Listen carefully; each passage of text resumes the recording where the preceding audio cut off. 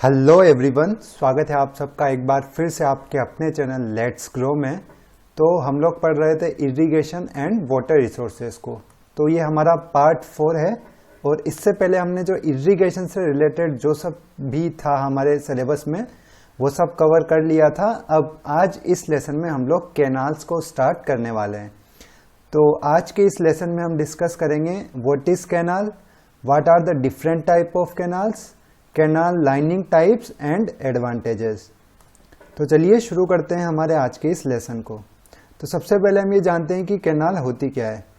तो canals are the waterways channels और artificial waterways for the water conveyance और to service water transport vehicle. तो basically अगर हम साधारण भाषा में समझें तो हमारा कैनाल क्या होता है, अगर हमें एक पॉइंट है जिससे पानी को दूसरे पॉइंट तक पहुंचाना है तो हम किसकी मदद से पहुंचा सकते हैं, तो हम यूज करते हैं कैनाल को। कैनाल किस लिए बनाते हैं हम जनरली, कैनाल जनरली हम इरिगेशन पर्पस के लिए बनाते हैं। दे में ऑल्सो हेल्प विद इरिगेशन। तो जब भी हमें इरिगेशन की रिक्वायरमेंट है तो ये जरूरी नहीं है कि हमारा जो रिजर्वोयर है उसके पास ही हमारा फील्ड हो। तो रिजर्वोयर में जो हमारा पानी स्टोर होता है उसको हमें फील्ड में पहुंचाने के लिए हम क्या यूज करते हैं, कैनाल यूज करते हैं। कैनाल को हम दूसरे तरीके से समझे तो एक आर्टिफिशियल वर्जन ऑफ रिवर है। ये artificial version of a river. तो रिवर तो क्या होता है, रिवर नेचुरल होती है। जैसे जैसे पानी फ्लो करता है, जो डाउन एरिया होता है, लो लाइंग एरिया होता है, वहां पानी फ्लो करता है तो वहां पे रिवर का फॉर्मेशन हो जाता है। बट हमारे जो कैनाल्स होती है, कैनाल्स को हम आर्टिफिशियली बनाते हैं वहां पे कटिंग या फिर ड्रेजिंग को करके। तो आपको मैं एक फिगर दिखा देता हूं। तो बेसिकली ये है कैनाल। तो इसमें वाटर फ्लो हो रहा है, तो आप देख सकते हैं इसको। तो ये बेसिकली इंडिया में हम इस तरह की कैनाल्स को बनाते हैं।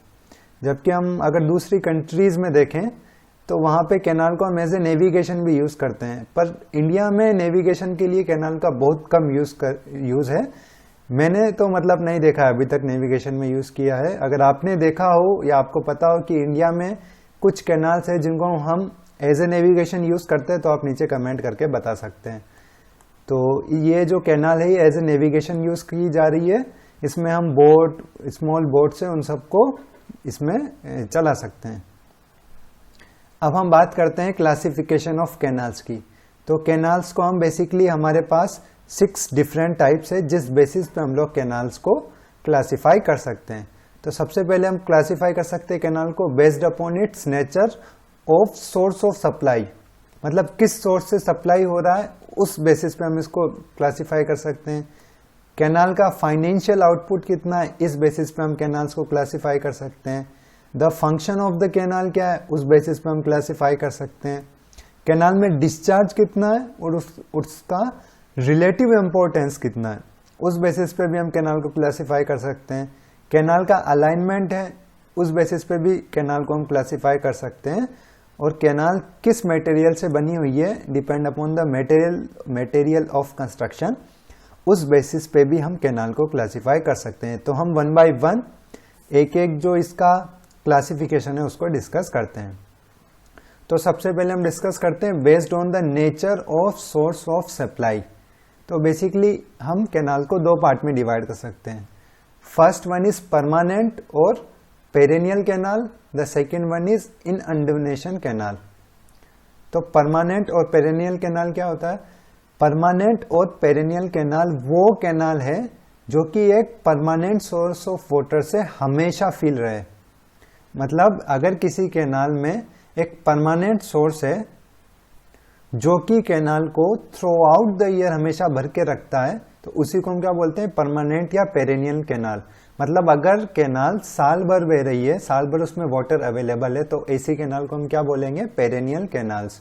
तो बेसिकली पेरेनियल जो कैनाल होती है वो एक परमानेंट सोर्स से फीड होती है और इसमें थ्रू आउट द ईयर आप वाटर इसमें से यूज में ले सकते हैं। अब अगर हमें water throughout the year मिल रहा है तो ये जो वाटर होगा हमारे जो खरीफ की क्रॉप है उसके लिए भी यूजफुल होगा और जो हमारी रबी की क्रॉप्स है उसके लिए भी ये यूजफुल होगा। जो दूसरा टाइप है वो है इनअंडेशन कैनाल।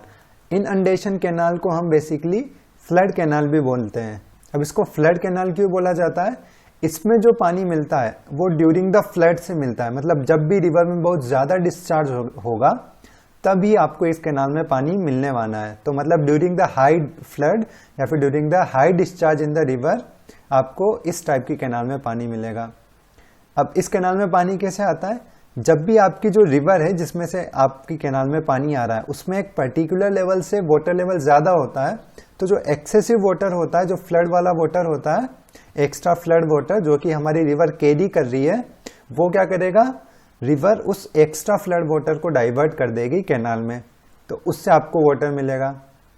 और इसमें क्या खास बात होती है, इसमें आपको कोई भी हेड वर्क नहीं देना पड़ता है। हेड वर्क बेसिकली क्या होता है, जब भी हमारा डाइवर्जन होता है, डाइवर्जन कैसे, जब जो हमारी मेन रिवर है, मेन रिवर में से हम कैनाल को निकाल रहे हैं, तो बेसिकली दोनों का एक जंक्शन होगा, उस जंक्शन पे हमें हेड वर्क बनाना पड़ता है ताकि हम जो रिजर्वोयर का पानी है उसे हम कैनाल में ट्रांसफर कर सकें। तो इसमें हेड वर्क बनाने का प्रोविजन नहीं होता है। हालांकि इसमें हम हेड रेगुलेटर बना सकते हैं ताकि हम जो भी हेड है उसको हम रेगुलेट कर सके कैनाल में। तो हेड रेगुलेटर वो हमारे स्ट्रक्चर्स होते हैं जो कि हमारा जो वाटर हेड है उसको रेगुलेट करते हैं। तो इसमें सिंपल भाषा में क्या है, रिवर में जब भी एक्सेसिव फ्लड आता है, एक्सेसिव वाटर होता है, तो बेसिकली वो एक्सेसिव वाटर किस में ट्रांसफर हो जाता है, कैनाल में। और इसमें कोई भी आपको हेडवर्क का प्रोविजन नहीं होता है, सीधे एक मतलब प्री डिसाइडेड लेवल होगा, उस लेवल से जो भी एक्सीड वाटर आएगा, एक्सीड फ्लड आएगा, वो वाटर अपने आप किसमें, आपकी इनंडेशन कैनाल में चला जाएगा। तो इसमें आपको थ्रू आउट द ईयर पानी नहीं मिलेगा, पानी केवल फ्लड्स के सीजन में मिलेगा, जब भी एक्सेसिव फ्लड होगा आपकी रिवर में, तो उसी टाइम पे आपको इसमें वाटर मिलेगा। दूसरा टाइप है हमारा based on the financial output. Financial output, तो इसको भी हम दो कैटेगरी में बांट सकते हैं। First one is productive canal, the second one is protective canal. अब प्रोडक्टिव कैनाल क्या होती है, प्रोडक्टिव कैनाल्स ऐसी कैनाल होती है जिसके कंस्ट्रक्शन के बाद, फुल डेवलपमेंट के बाद आप किसी एरिया में इरिगेशन कर रहे हो तो वहां से आपका एक रेवेन्यू जनरेट हो। बेसिकली गवर्नमेंट क्या करती है, गवर्नमेंट बेसिकली आपका सपोज एक एरिया है जिसमें आपको इरिगेशन करना है, बहुत बड़ा एरिया है, वहां पे वाटर आपके पास नहीं है, तो गवर्नमेंट वहां पे कैनाल की स्कीम लेके आएगी, इरिगेशन स्कीम, और वो कैनाल को कंस्ट्रक्ट कर देगी और वो उस कैनाल में वाटर को रिलीज करेगी, और जिससे कि आप लोग अपने फील्ड्स में इरिगेशन को स्टार्ट कर सको। और उसके लिए वो क्या करेगी, चार्ज करेगी। तो बेसिकली वो सभी स्कीम जिससे हमें रेवेन्यू मिले, जिससे गवर्नमेंट को क्या मिले, विच अर्न द रेवेन्यूज, जिससे हमें रेवेन्यू मिले टू द नेशन, राष्ट्र को fully development of the irrigation in the area. तो इस टाइप की कैनाल को बोलते हैं प्रोडक्टिव कैनाल। तो प्रोडक्टिव कैनाल से क्या होगा, हमारा नेशन में रेवेन्यू जनरेट होगा जब भी हमारी जो इरिगेशन स्कीम है या इरिगेशन प्लान है फुल्ली डेवलप्ड हो जाएगा और हमारे एरिया में फुल्ली तरीके से इरिगेशन इंप्लीमेंट हो जाएगा। उसके बाद दूसरी होती है प्रोटेक्टिव कैनाल। प्रोटेक्टिव कैनाल का आइडिया क्या है, प्रोटेक्टिव कैनाल बेसिकली उस एरिया में कंस्ट्रक्ट की जाएगी, उस पर्टिकुलर रीजन में कंस्ट्रक्ट की जाएगी जहां पे फेमिन है। मतलब किसी अगर एरिया में फेमिन है, फेमिन मीन्स सूखा, अगर मतलब सूखा पड़ा हुआ उस एरिया में और उस एरिया को हमें बचाना है, वहां पे इरिगेशन करना है, क्योंकि अगर वहां पे वाटर की डेफिशिएंसी है, वाटर अवेलेबल नहीं है, तो ऑब्वियस सी बात है वहां पे इरिगेशन करना पॉसिबल नहीं होगा। तो उस केस में क्या करेंगे, आपको एक कैनाल बनानी पड़ेगी और जो भी आपके पास अवेलेबल वाटर रिसोर्सेज हैं उससे आपको पानी को कन्वे करना पड़ेगा फील्ड्स में। तो इस कैनाल को क्या बोलेंगे हम, प्रोटेक्टिव कैनाल। प्रोटेक्टिव कैनाल आपका जो पर्टिकुलर रीजन है जिसमें फेमिन है, अकाल पड़ा हुआ है, सूखा है, तो उस एरिया में आपका जो वाटर है उसको सप्लाई करेगी प्रोटेक्टिव कैनाल। अब सेकेंड टाइप है हमारा based on the function of the canal. Function of the canal में हम किसी भी कैनाल को 5 तरीके से डिवाइड कर सकते हैं। इट कैन बी है इरिगेशन कैनाल, ये कैरियर कैनाल हो सकती है, फीडर कैनाल हो सकती है, navigation canal and power canal. तो 1 बाय 1 इसको भी हम डिस्कस कर लेते हैं। सबसे पहले हम डिस्कस करते हैं इरिगेशन कैनाल को। अब इसमें नाम से ही हम समझ सकते हैं, irrigation canal is the one which carries the water to the fields. मतलब इरिगेशन कैनाल ऐसी कैनाल होती है जो डायरेक्टली किस यूज में आ रही है, इरिगेशन के। अब आप इस फिगर में देख सकते हैं, ये कैनाल है, कैनाल में वाटर फ्लो हो रहा है। अब इस कैनाल में क्या है, हमने नंबर ऑफ पाइप्स यूज कर लिए, नंबर ऑफ पाइप्स यूज कर लिए। अभी नंबर ऑफ पाइप्स से क्या कर रहे हैं, हम कैनाल के वाटर को कहाँ पे ट्रांसफर कर रहे हैं, हमारी फील्ड में। तो ये हो गया हमारा इरिगेशन कैनाल। दूसरा टाइप है हमारा फीडर कैनाल। अब फीडर कैनाल, इसमें भी हम नाम से समझ सकते हैं। फीडर कैनाल बेसिकली क्या करती है, अपना जो पानी है उसको दूसरे कैनाल में ट्रांसफर करती है। तो मतलब बेसिकली एक तरीके से फीडिंग का काम करती है। इट फीड्स 2 और मोर चैनल्स या कैनाल्स। मतलब क्या करेगी ये, जो भी 2 या 2 से ज्यादा कैनाल है उसमें अपने पानी को ट्रांसफर कर देगी। तो इस तरह की कैनाल को बोलते हैं हम फीडर कैनाल। तो फीडर कैनाल हमारी फीडिंग का काम करती है कैनाल्स में। Third one is carrier canal. Carrier canal क्या होती है, कैरियर कैनाल आपके इरिगेशन में भी काम आएगी एज वेल एज आपका एज ए फीडर भी काम करेगी। तो बेसिकली ये लैंड में इरिगेशन में काम आएगी and in addition carries the water for other canals, और दूसरे कैनाल के लिए भी पानी को कैरी करेगी। तो बेसिकली कैरियर कैनाल हमारा एक इरिगेशन कैनाल भी और एक फीडर कैनाल भी है। Other one is navigation canal. Navigation canal में बेसिकली हम जो कैनाल है हमारी उसको एक नेविगेशन पर्पस के लिए यूज लेते हैं। जैसे इसमें देखो आपको ये बोट देख सकते हो आप, तो इसमें हम बोट से ट्रेवल कर सकते हैं। तो basically it can be used as a navigation purpose, जैसा कि आप इस फिगर में देख सकते हैं। The other one is power canal. अब पावर कैनाल में क्या होगा, पावर कैनाल में हम लोग टर्बाइंस यूज करेंगे और इन टर्बाइन से क्या करेंगे, हम इलेक्ट्रिसिटी को जनरेट कर सकते हैं। तो अभी ये हमारी एक कैनाल है। अब इस कैनाल, ये देखो पीछे है रिजर्वोयर। अब रिजर्वोयर से हम कैनाल में पानी को ट्रांसफर कर रहे हैं। तो यहाँ पे हमने क्या दिया है, यहाँ पे हमने एक टरबाइन दे दिया। अब जैसे ही वाटर फ्लो होगा तो ये जो टरबाइन है ये रोटेट होगा, और टरबाइन के रोटेट होने से हमारा जो इलेक्ट्रिसिटी है वो जनरेट हो जाएगी। तो ये क्या सिस्टम हुआ, ये पावर कैनाल हो गया। तो पावर कैनाल में बेसिकली हम पानी को फीड करते हैं ताकि हम जो टरबाइन है उससे हम पावर को जनरेट कर सकें। Other one is based on the discharge and it's relative importance. अब कैनाल में कितना डिस्चार्ज पास हो रहा है, इस बेसिस पे भी हम कैनाल्स को क्लासिफाई कर सकते हैं। सबसे पहले होता है main canal, branch canal, major distributary और माइनर डिस्ट्रीब्यूटरी। तो सबसे पहले कैनाल का आप नेटवर्क देख लो। ये क्या हो गया हमारा रिजर्वोयर, दिस इज और रिजर्वोयर। अब रिजर्वोयर से सबसे पहले पानी आता है मेन कैनाल में, और यहाँ पे क्या बनाना पड़ेगा हमको, हेड रेगुलेटर। तो जो इनटेक स्ट्रक्चर होता है वो होगा हमारा हेड रेगुलेटर, और जो रिजर्वोयर है उससे पानी आएगा हमारा मेन कैनाल में। अब देखो मेन कैनाल के क्या क्या फंक्शन होते हैं। It takes off the directly from river और upstream side of the headwork. तो बेसिकली क्या होगा, रिवर से या फिर रिजर्वोयर से ये क्या करेगा, पानी को अपने अंदर ले लेगा। It acts as a carrier canal and feeds water to branch canal and major distributary। तो एक किसकी तरह वर्क करेगा, कैरियर कैनाल की तरह, और अपने में जो भी पानी है उसको क्या करेगा, ब्रांच कैनाल में फीड कर देगा। तो यहाँ पे आप देख सकते हो ये मेन कैनाल से पानी आया और ये ब्रांच कैनाल में चले गया। ठीक है। It is not used for irrigation accept in exceptional cases. तो बेसिकली जो मेन कैनाल होता है उसमें बहुत ज्यादा डिस्चार्ज होता है। It has a heavy discharge, very heavy discharge. तो इसको हम नेविगेशन पर्पज में नहीं यूज करते हैं। सॉरी, नेविगेशन पर्पज में नहीं, इसको हम इरिगेशन पर्पज में यूज नहीं करते हैं क्योंकि इसमें बहुत ज्यादा डिस्चार्ज होता है। जब भी हम इरिगेशन के लिए यूज करेंगे तो हम मेजर डिस्ट्रीब्यूटरी या माइनर डिस्ट्रीब्यूटरी को ही यूज करते हैं जनरली। कभी कभी ब्रांच कैनाल को भी यूज कर लेते हैं, बट मेन कैनाल को कभी भी हम इरिगेशन पर्पस के लिए यूज नहीं करते हैं, अनलेस एंड अनटिल जबकि कोई एक्सेप्शनल केस ना हो, क्योंकि इसमें बहुत ज्यादा डिस्चार्ज होता है। अगला होता है आपका ब्रांच कैनाल। अब ब्रांच कैनाल क्या होता है, it take off from the main canal and it is not used for direct irrigation. आपका जो ब्रांच कैनाल है ये भी डायरेक्ट इरिगेशन के लिए यूज में नहीं लिया जाता, और मेन कैनाल भी आपका डायरेक्ट इरिगेशन के लिए यूज में नहीं लिया जाता है।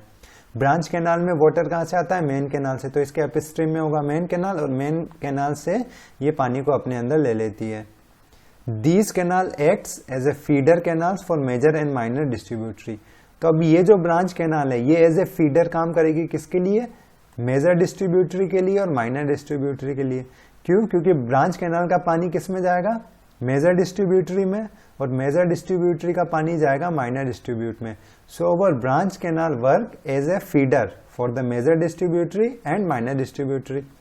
अब इसमें जो डिस्चार्ज की रेंज है ये एग्जाम्स में पूछी जाती है, तो ये आपको याद रखना है, मैंने हाईलाइट कर दिया रेड कलर से। आपकी जो ब्रांच कैनाल होती है इसमें जो डिस्चार्ज वेरी करता है, it varies from 5 meter cube per second to the 20 meter cube per second. तो आपकी जो ब्रांच कैनाल होगी इसमें जो वाटर का डिस्चार्ज है वो होगा 5 मीटर क्यूब पर सेकेंड से 20 मीटर क्यूब पर सेकेंड तक। अब हम बात करते हैं मेजर डिस्ट्रीब्यूटरी की। मेजर डिस्ट्रीब्यूटरी में पानी कहाँ से आता है? ब्रांच कैनाल से पानी आता है, और कभी कभी ये सीधे मेन कैनाल से भी पानी आ सकता है। मतलब जो मेजर डिस्ट्रीब्यूटरी है, major distribute take the water from the branch canal, और कभी कभी जो मेन कैनाल्स होता है मेन कैनाल से भी इसमें हम सीधे पानी को दे सकते हैं। The distributary supply water to the fields through outlet, और फिर आउटलेट के थ्रू हमारे जो फील्ड्स होते हैं उसमें पानी को सप्लाई कर देते हैं। अब इसमें क्या डिस्चार्ज का रेंज होता है ये भी आपको याद रखना है। मेजर डिस्ट्रीब्यूटरी में जो वाटर डिस्चार्ज होता है वेरी करता है 5 मीटर क्यूब पर सेकेंड से 0.25 मीटर क्यूब पर सेकेंड। ये एग्जाम्स में पूछा जाता है, याद रखना है। ब्रांच कैनाल में जो वाटर का डिस्चार्ज होता है वो होता है 5 meter cube per second to 20 meter cube per second, और मेजर डिस्ट्रीब्यूटरी में जो आपका डिस्चार्ज होता है वो वेरी करता है 5 meter cube per second to 0.25 metre cube per second. और ये जो चैनल्स होते हैं ये अलाइंड होते हैं अलोंग द वाटरशेड और एज साइड स्लोप चैनल। तो वाटरशेड और साइड स्लोप चैनल हम आगे डिस्कस करने वाले हैं, तब मैं आपको ये बता दूंगा। अब हम बात करते हैं माइनर डिस्ट्रीब्यूटरी की। तो माइनर डिस्ट्रीब्यूट में पानी कहाँ कहाँ से आ सकता है? इसमें ब्रांच कैनाल से आ सकता है या फिर मेजर डिस्ट्रीब्यूटरी से आ सकता है। तो आपकी जो है माइनर डिस्ट्रीब्यूटरी है, it can take water from the major distributary और फ्रॉम द ब्रांच कैनाल। तो इन दोनों में से पानी को ले सकता है। इसमें डिस्चार्ज कितना होगा? हमेशा 0.25 मीटर क्यूब पर सेकेंड से कम होगा। The minor distributary always carry discharge less than the 0.25 metre cube per second. और इनको हम क्या बोलते हैं? माइनर्स भी बोलते हैं। माइनर डिस्ट्रीब्यूटरी को हम कभी कभी माइनर्स भी बोल देते हैं। और इसमें वाटर कैसे सप्लाई होगा? आउटलेट, यानी जो फील्ड चैनल होता है हम वहां पे बेसिकली एक आउटलेट बना देते हैं, जिससे कि हम जो भी वाटर माइनर डिस्ट्रीब्यूटरी में आ रहा है उसको हम फील्ड में अप्लाई कर सकें। अब हम बात करते हैं based on the canal alignment.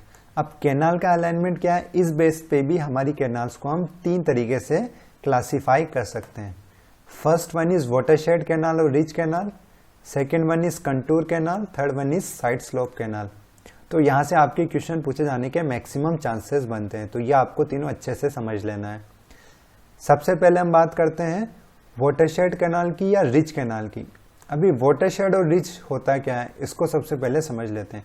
Basically watershed line या रिज लाइन वो लाइन है जो कि हमारे एरिया में हाईएस्ट एलिवेशन को दिखाती है। तो basically ridge line is a line which shows the highest elevation line in our areas. Ridge canal का मतलब क्या है? रिच कैनाल मतलब अगर हमारी कैनाल जिस भी एरिया में हम वाटर को सर्व कर रहे हैं उसके हाईएस्ट एलिवेशन पे हमने अगर उसको कंस्ट्रक्ट कर दिया तो that is termed as the ridge canal. अब अगर हम देखें, एक आम क्वेश्चन ये हो सकता है कि सर जो हमारा एरिया है उसमें माउंटेन्स है और माउंटेन्स के जो टॉप है उसका एलिवेशन सबसे ज़्यादा है, तो रिज लाइन हमारी क्या होगी? बेसिकली जो माउंटेन्स के जो टॉप पॉइंट्स हैं उनको ज्वाइन कर दे तो वो हमारी रिज लाइन हो जाएगी। पर माउंटेन्स में तो हम लोग कैनाल को नहीं देते हैं। तो बेसिकली ये जो कैनाल है ये कैनाल आपके जनरली फ्लैट एरिया या यूनिफॉर्म एरिया होती है वहां पे देते हैं। तो देखो थर्ड पॉइंट देखो, इसमें लिखा है this type of canal is preferred in the plain areas where land slopes are relatively flat and uniform. तो स्लोप अगर रिलेटिवली फ्लैट और यूनिफॉर्म है और एरिया प्लेन है, उसमें मतलब अंडुलेशन है वो बहुत कम है, तो वहां पे हम यूज करेंगे। हिली एरियाज में इसको यूज नहीं करेंगे। हिली एरियाज में तो आपका हाई एलिवेशन तो पहाड़ पे पहुंच जाएगा, पहाड़ पे तो कैनाल हम बना नहीं सकते। तो ये आपका फ्लैट एरिया में यूज की जाता है और जो हाईएस्ट एलिवेशन है उस पे।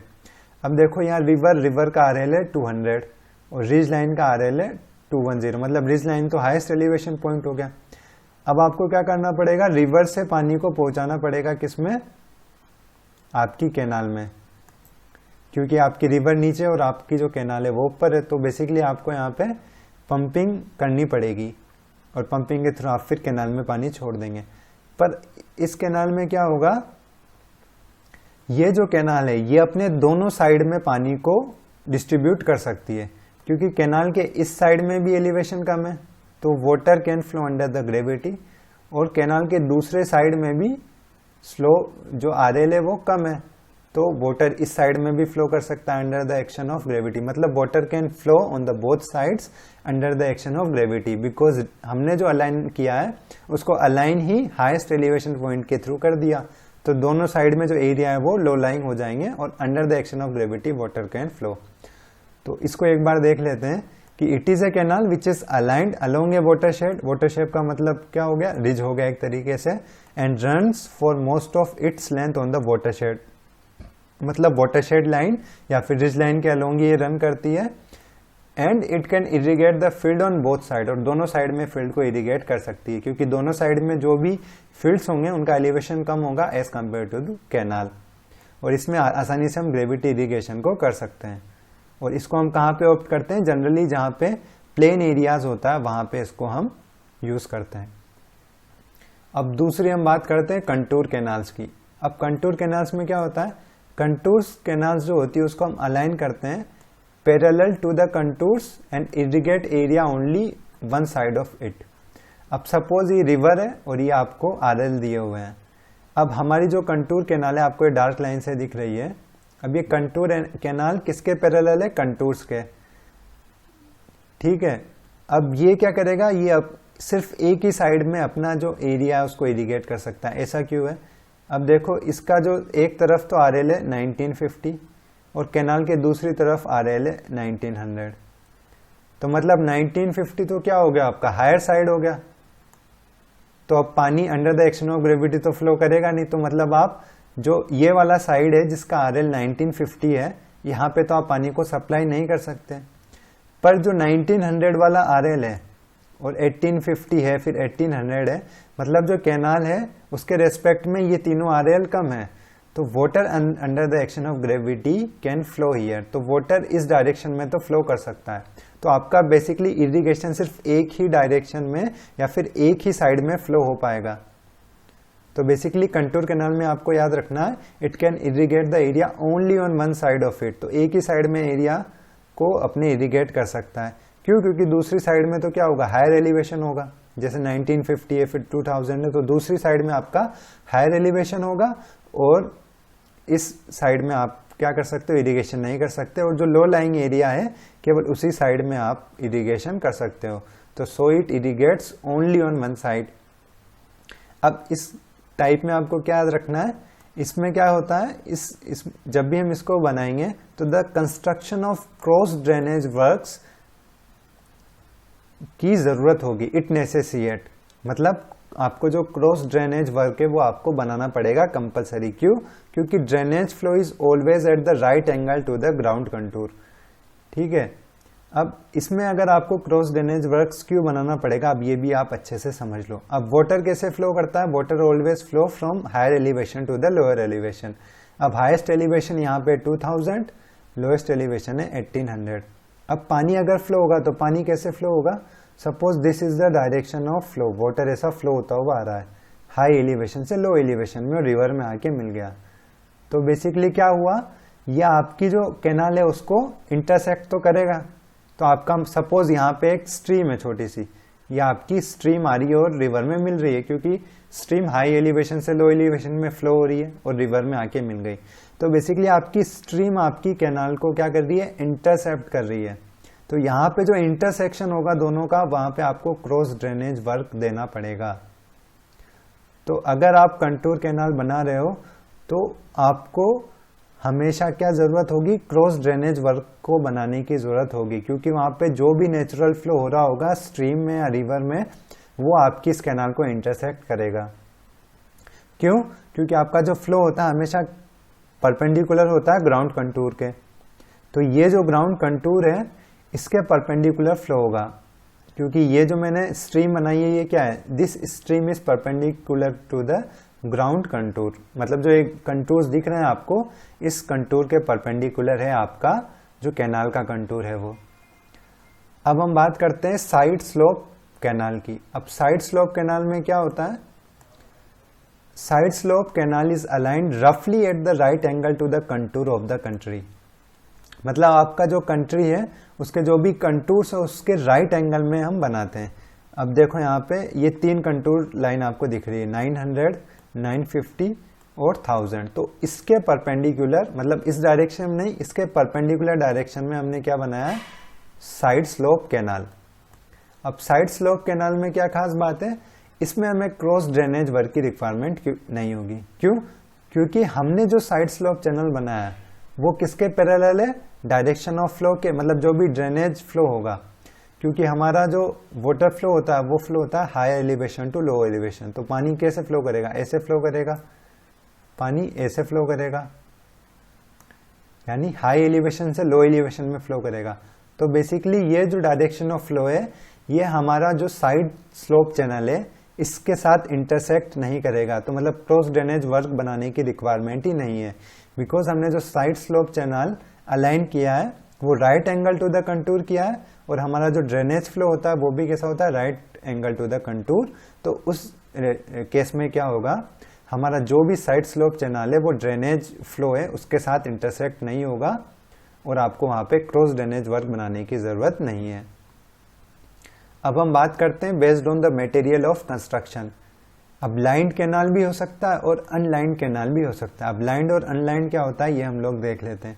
बेसिकली लाइंड कैनाल क्या होता है, हम लाइंड कैनाल में कुछ भी एक मटेरियल को यूज करते हैं, जनरली जो सीमेंट कंक्रीट होता है उसको यूज करते हैं, और इसकी जो पेरीफेरी होती है जहां से भी हमारे सीपेज लॉसेज होते हैं उसमें हम क्या करते हैं, उस मटेरियल की एक सरफेस या लेयर बना देते हैं ताकि जो सीपेज ऑफ वाटर हो वो नहीं हो। अब इसमें देखो सीमेंट कंक्रीट की हमने क्या बना दी, लाइनिंग कर रखी है एक तरीके से। पहले इसको एक्सकवेट किया, उसके बाद लाइनिंग कर दी। तो canals with an intention to reduce the seepage are lined with different material. अब इसको लाइन करने का पर्पस क्या है, क्योंकि हम जो सीपेज लॉस हो रहे हैं, मतलब जो वाटर हमारा इन्फिल्ट्रेट हो रहा है ग्राउंड में, उसको हम कम करना चाह रहे हैं, उसको रिड्यूस करना चाह रहे हैं, तो हम इसमें यूज करते हैं लाइनिंग। लाइनिंग में हम अलग अलग तरीके के मटेरियल यूज कर सकते हैं। इस मटेरियल में क्या क्या हो सकता है, हम कंक्रीट से लाइन कर सकते हैं, हम शॉर्टक्रीट या प्लास्टर यूज कर सकते हैं, ब्रिक या फिर कंक्रीट टाइल यूज कर सकते हैं, एस्फेल्टिक कंक्रीट, बोल्डर, कॉम्पैक्टेड अर्थ और सोइल सीमेंट। तो इन सब चीजों को क्या है, हम यूज कर सकते हैं लाइंड कैनाल में। अब सबसे पहले हम बात करते हैं सीमेंट कंक्रीट लाइनिंग की। तो सीमेंट कंक्रीट लाइन में हम बेसिकली सीमेंट और कंक्रीट, मतलब जो हमारा बेसिकली कंक्रीट होता है उसको यूज करेंगे। It is considered as the high quality type of lining. तो सबसे ज्यादा high quality type of lining क्या है, हमारी जो सीमेंट कंक्रीट लाइनिंग है उसको हम बोलते हैं सबसे ज्यादा high quality type of lining.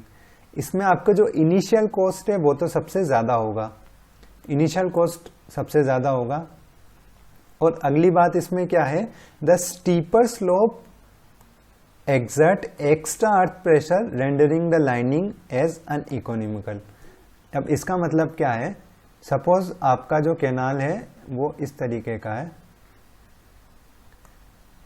अब आपने जो है स्लोप बनाया, आपने जो है स्लोप बनाया, ये अगर ज्यादा स्टीप होगा तो क्या होगा, इस पे जो अर्थ प्रेशर होगा वो ज्यादा एक्ट करेगा, क्योंकि इसके पीछे क्या है, ये जो स्लोप है इसके पीछे हमारा यहाँ पे क्या भरा हुआ है, अर्थ मटेरियल या सोइल है। तो सोइल क्या करेगी, सोइल ये जो आपका साइड स्लोप है इस पे अर्थ प्रेशर एक्सर्ट करेगी, ठीक है। तो अर्थ प्रेशर जब एक्सर्ट करेगी तो इसका अगर स्लोप हम बढ़ाएंगे साइड स्लोप का, या फिर इसको स्टीप कर देंगे, तो अर्थ प्रेशर क्या हो जाएगा, ज्यादा हो जाएगा अर्थ प्रेशर। और ज्यादा अर्थ प्रेशर होगा तो हमें इस अर्थ प्रेशर को रोकने के लिए हमारा जो थिकनेस ऑफ लाइनिंग है उसको इंक्रीज करना पड़ेगा। और थिकनेस ऑफ लाइनिंग अगर इंक्रीज होगा तो बेसिकली हमारा जो प्रोजेक्ट है वो अनइकोनॉमिकल हो जाएगा। तो बेसिकली हम क्या करते हैं, जो स्टीप स्लोप है उसको कभी नहीं देते हैं। स्टीप स्लोप से हमारा जो कैनाल है वो अनइकोनॉमिकल हो जाता है, क्योंकि स्टीप स्लोप पे आपका अर्थ प्रेशर बहुत ज्यादा एक्ट करता है, और उस अर्थ प्रेशर को काउंटर एक्ट करने के लिए आपको जो साइड स्लोप है इस पे जो लाइनिंग करोगे मटेरियल की, उसकी वेट से आपको बैलेंस करना पड़ेगा। और वेट बढ़ाने के लिए आपको थिकनेस ऑफ लाइनिंग बढ़ानी पड़ेगी, जिससे कि आपका प्रोजेक्ट अनइकोनॉमिकल हो जाएगा। The lining is cured for 3 to 5 days। और इसमें जो भी आप लाइनिंग करोगे सीमेंट कंक्रीट की, तो उसको आप 3 to 5 डेज तक क्योरिंग कर सकते हो। और ड्यूरिंग द पीरियड आपकी जो भी सरफेस होती है उसको आप कंटिन्यूसली क्या करोगे, वेट रखोगे सीमेंट कंक्रीट के केस में। अब अगली हम बात करते हैं शॉर्टक्रीट लाइनिंग की। अब शॉर्टक्रीट लाइनिंग में क्या करते हैं, बेसिकली हम सीमेंट मोर्टार यूज करते हैं। सीमेंट मोर्टार में हम क्या क्या करेंगे, सीमेंट और सैंड को यूज करेंगे, और इसका जो रेशियो रखेंगे हम सीमेंट और सैंड का, वो रेशियो होगा 1:4 का। और शॉर्टक्रीट में हम क्या करते हैं, बेसिकली हम एक पेस्ट बनाएंगे, उस पेस्ट को एक नोजल से, नोजल मतलब एक जो रिड्यूस्ड एरिया होगा, स्मॉल एरिया होगा, उससे हाई प्रेशर पे सरफेस पे हम क्या करेंगे, उसको एक्सर्ट करेंगे, अप्लाई करेंगे हाई प्रेशर से नोजल पे, सरफेस ऑफ कैनाल पे। और शॉर्टक्रीट लाइनिंग जब भी करेंगे तब हम थिकनेस ऑफ द लाइनिंग कितनी रखेंगे, थिकनेस ऑफ द लाइनिंग रखेंगे हम 2.5 सेंटीमीटर टू 6.5 सेंटीमीटर, मतलब इतना थिक हमारा शॉर्टक्रीट लाइनिंग होना चाहिए। Shotcrete is also used for the repair of old but sound concrete lining. और शॉर्टक्रीट का यूज हम कहाँ, रिपेयरिंग में भी कर सकते हैं। रिपेयरिंग जो भी हमारी ओल्ड कैनाल से उसके रिपेयर में हम इसको यूज कर सकते हैं, क्योंकि इसमें हम जो भी सीमेंट मोर्टार है उसको बहुत ज्यादा हाई प्रेशर पे एक्सर्ट करते हैं, मतलब जो प्रेशर होता है वो बहुत ज्यादा हाई होता है। अब हम बात करते हैं बोल्डर लाइनिंग की। तो बोल्डर लाइनिंग में हम क्या यूज करेंगे, बोल्डर्स यूज करेंगे। तो बेसिकली इसको हम बोलते हैं स्टोन लाइनिंग या फिर स्टोन पिचिंग या स्टोन लाइनिंग। और इसकी जो थिकनेस होगी लेयर की, वो डिपेंड करती, इसकी जो थिकनेस या फिर साइज ऑफ लाइनिंग होगी वो डिपेंड करेगी कैनाल की कैपेसिटी पे। तो बेसिकली अगर ज्यादा डिस्चार्ज पास हो रहा है तो आपको ज्यादा थिकनेस देना पड़ेगा बोल्डर लाइनिंग के लिए। तो इसका एक रफली आइडिया दे देते हैं कि अगर capacity of the canal is less than 50 metre cube per second, मतलब कैनाल में अगर 50 मीटर क्यूब पर सेकेंड से कम का डिस्चार्ज पास हो रहा है, तब ये थिकनेस अप्रोक्सीमेट 150 mm तक रखते हैं, मतलब 15 सेंटीमीटर की थिकनेस रखनी है 50 metre cube per second discharge के लिए या फिर इससे कम डिस्चार्ज के लिए। और उसमें भी जो आप स्टोन यूज करोगे उसकी डायमेंशन दी हुई है। Average diameter along longest axis is 150 mm या 15 सेंटीमीटर, मतलब जो भी स्टोन आप यूज करोगे तो स्टोन की जो लॉन्गेस्ट एक्सिस होगी उसके अलोंग जो एवरेज डायमीटर होगा पार्टिकल्स का, वो होना चाहिए 150 mm और मिनिमम डायमीटर होना चाहिए 75 mm। और अगर हमारी कैनाल में discharge 100 metre cube per second से ज्यादा है तो जो थिकनेस है वो हमारी डबल हो जाएगी, थिकनेस हो जाएगी 300 mm, और जो एवरेज डायमीटर होगा along the longest axis of the stone वो होगा हमारा 300 mm, और जो मिनिमम डायमीटर होगा हमारे स्टोन्स का वो होगा 150 mm। तो ये थोड़ा बहुत आपको याद रखना है, मतलब ज्यादा अगर डिस्चार्ज होगा तो उस पर जो साइज ऑफ लाइनिंग है, थिकनेस ऑफ लाइनिंग, उसको हम बढ़ा देंगे, और जो एवरेज डायमीटर होगा लॉन्गेस्ट एक्सिस के अबाउट हमारे जो स्टोन्स हैं उसका वो भी इंक्रीज हो जाएगा। अब हम बात करते हैं अगली लाइनिंग की, वो होती है कॉम्पैक्टेड अर्थ लाइनिंग। कॉम्पैक्टेड अर्थ लाइनिंग में क्या करेंगे, हमारे पास जो भी सोइल अवेलेबल है हमारे एरिया में, जो भी सुटेबल हो, उसको हम क्या करेंगे, उसके जो ऑप्टिमम मॉइस्चर कंटेंट है उस पर हम उसको कॉम्पैक्ट कर देंगे बेसिकली, और उसको हम लाइनिंग के लिए यूज करते हैं। अब ये ऑप्टिमम मॉइस्चर कंटेंट क्या होता है, बेसिकली ऑप्टिमम मॉइस्चर कंटेंट वो वाटर कंटेंट है जिसपे अगर हम सोइल को कॉम्पैक्ट करें तो जो ड्राई डेंसिटी मिलेगी हमें वो मैक्सिमम होगी। तो बेसिकली मतलब जो भी सोइल हमारे पास लोकली अवेलेबल है और जो साइट के लिए सुटेबल है, उससे हम जितना कम पानी को अगर जो इनफिल्ट्रेट होने से रोक सकते हैं उतना हम कोशिश करेंगे। ठीक है, तो बेसिकली हम क्या चाहते हैं कि जो भी हमारे पास सोइल है उसको हम मैक्सिमम ड्राई डेंसिटी तक उसको पहुंचा दें, ताकि हमारे सीपेज लॉस जो है वो मिनिमम हो जाए। और उसको हमें मैक्सिमम ड्राई डेंसिटी अचीव करने के लिए उसमें OMC यानी ऑप्टिमम मॉइस्चर कंटेंट पे उसको क्या करना पड़ेगा, कॉम्पैक्ट करना पड़ेगा। और इस केस में हम जो थिकनेस ऑफ लाइनिंग देते हैं वो लगभग वेरी करती है 30 सेंटीमीटर से हमारी 90 सेंटीमीटर तक, ये आपको याद रखना है। अब हम बात करते हैं अनलाइंड कैनाल की। अब अनलाइंड कैनाल में क्या होगा, सिंपली हमने कटिंग की अर्थ में या फिर ड्रेजिंग कर दी और जो भी मटेरियल है उसको ऐसे ही रहने दिया, किसी टाइप की कुछ लाइनिंग नहीं की, तो इसमें इसको क्या बोलते हैं हम, अनलाइंड कैनाल। तो such canals are aligned and excavated either in alluvial soil और नॉन एलुवियल सोइल। तो बेसिकली मतलब दो टाइप की सोइल होती है जिसमें हम इस कैनाल को बनाते हैं।